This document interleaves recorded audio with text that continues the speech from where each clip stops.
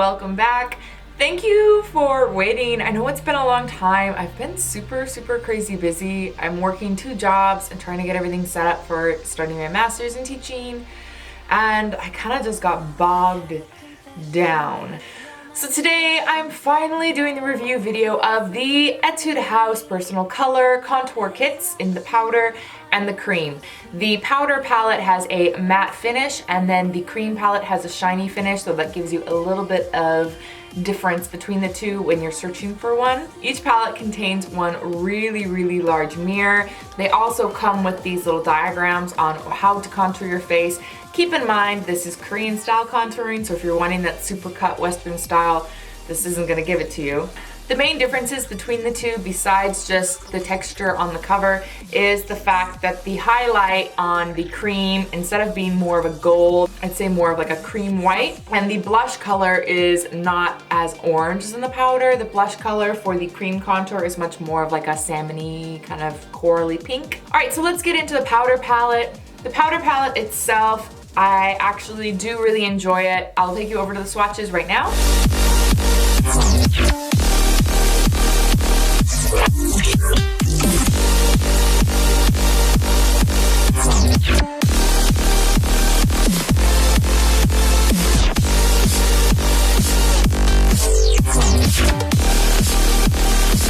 Let's talk about the powder palette. The powder palette, I do really enjoy it. The one thing I can say is that it does kick up a little bit of powder, but the color payoff on these are really nice. It can come across a little chalky, but it is much more buttery than I was expecting at the time with this palette. I actually find that this palette is a pretty good quality. So breakdown from the swatches, I actually do enjoy this highlight color. I find that this highlight color is really finely milled, and so it kind of gives a really soft sheen on your face. You can build it up, but you're not gonna get that like big oomph that you get if you use, say, a Becca highlighter or something like that, but it is not a bad quality highlighter by any means. I do find that this powder, although it's supposed to be matte, I feel does have a little sheen in it as well, a little tiny bit of reflective properties, although it's not going to be able to be used as like a strobing highlight. My biggest concern with the powder palette is still the colors. I feel like they did a little better with colors this time around. I think Etude House has really been trying to improve, but I think they kind of stepped back. They were starting to get more cooler tones, and then they came up with these 3. This one right here is supposed to be for nose shading, and then these 2 are supposed to be for regular shading. As you can see from my swatch video, they do come across pretty warm on my skin. Of course, because I'm so pale, a lot of shades do come across warm, but I am going to offer a comparison for you guys between these 3 shades and some of the most popular shades. So right here, I actually have the top 3 are the shades from the Etude House palette, and then the bottom 3 are the shade from the Art Class by Rodin, which we all know is really popular. I find that these 2 and these 2 shades are really similar. I do find that in the Art Class by Rodin, the lighter shade that they have is a lot more cool toned than the nose shading shade from the Etude House contour palette. So, I mean, nobody wants to have orange lines by their nose. I feel like that's even way more visible than the ones on the side of your face, because you can kind of pass that off as bronzer sometimes. Now, comparing it again with the 4 shades from the Shin Stealer, which is also a very popular contour kit, you can once again see that this color right here is a lot more peachy and warm than these 2 right here. These are a lot more cool toned. However, the powder shades that they have in their contour kit are very similar to that medium-ish shade that they have from the Shin Stealer line. Although the one benefit from the Shin Stealer line is they have this 4th color, which is really dark and a really great ashy tone. So with Shin Stealer, you can mix some of these with that to make it more of an ashy color, which is one of the reasons that I enjoy the Shin Stealer contour powder so much. So I do want to compare it to the Catrice contour powder, which is still by far my all-time favorite contour powder that I found in Korea for more pale skin tones, just because it's such a great cool base. And if you see it here swatched compared to these, it is a lot more cool toned. So here you can really see the difference in how warm toned these are compared to this.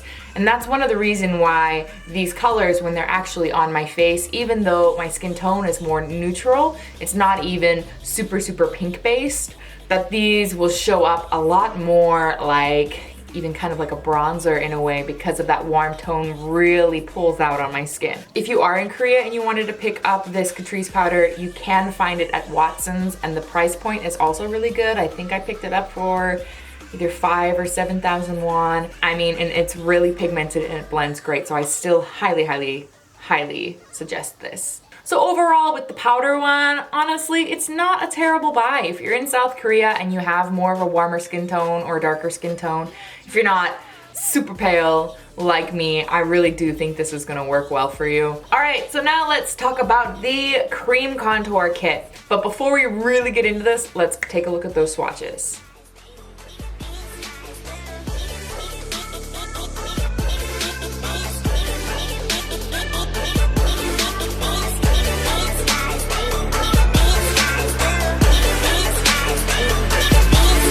Let's talk about some things I really liked about this palette, and that is the formula of these. I find that with the flat foundation brush that you got with the cream cushion, the filter cushion, is it the cream any cushion that Etude House came out with?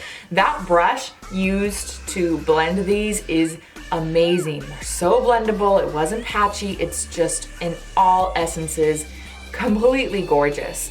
But not all of these work really well on my skin or skin tones in general. So first of all is this light shade.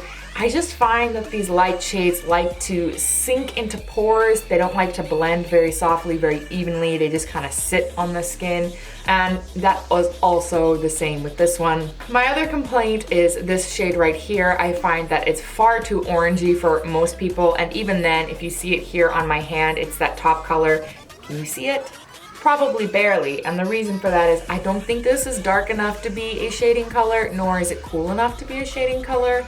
I just find that that's really not a great color overall. And with these two colors, I was actually really surprised because I find that these two are very different in shade. This one is definitely more of a warm tone, and this one's more of like a cool red tone. So that itself was just really different. I wanted to compare it with you guys with the cream contour that I use sometimes. Now, this cream contour, I'm not gonna suggest that you go out and buy this one. This one definitely does not blend as well as the Etude House, but the color range in this one is really great. So the color I tend to use is this one at the top. It's a really dark shade, but it's super cool toned and it blends out to be a lot lighter. So if you can see the difference in the swatches, this one right here is a lot warmer. This one is probably the most comparable to a shade that I might be able to use on my skin, although it does have a little bit more pink in it, which makes me worry that on some skin tones it may come across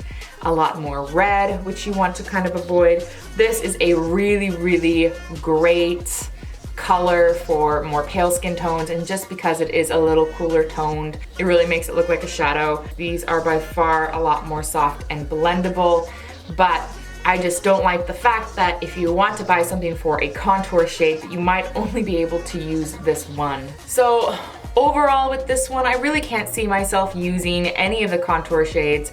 If I would show you them on my face, you would be shocked and surprised about how orange it comes across on my face. I think Etude House had the formula down pat for those cream contours because they're super blendable.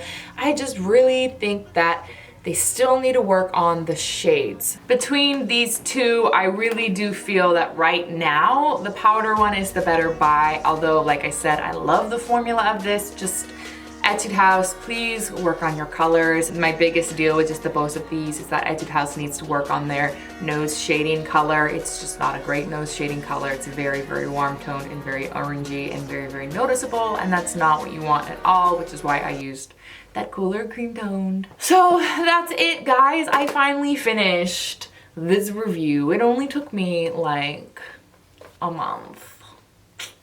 I actually have some cookie dough ice cream I'm gonna go eat. And I kind of ate some before this, and I'm gonna eat some after this. If you haven't subscribed yet, you totally should, just because I have a lot of really big plans in store. And if you guys were wondering, I picked up that new Maybelline cushion. I walked into my store today and I had just seen it start popping up on YouTube, and it's just like right there on the shelf. And so I bought it. And if you watched it all the way to the end, I have a question for you guys. What are your favorite videos that I post? Do you prefer the makeup tutorials? Do you prefer reviews or reviews about a specific thing? Or do you prefer more like teaching videos where I talk about how to do eyebrows, my skincare routine, and things like that? Or a review of all three, mixes of all three. I will see you guys later, and you all have a very, very Merry Christmas.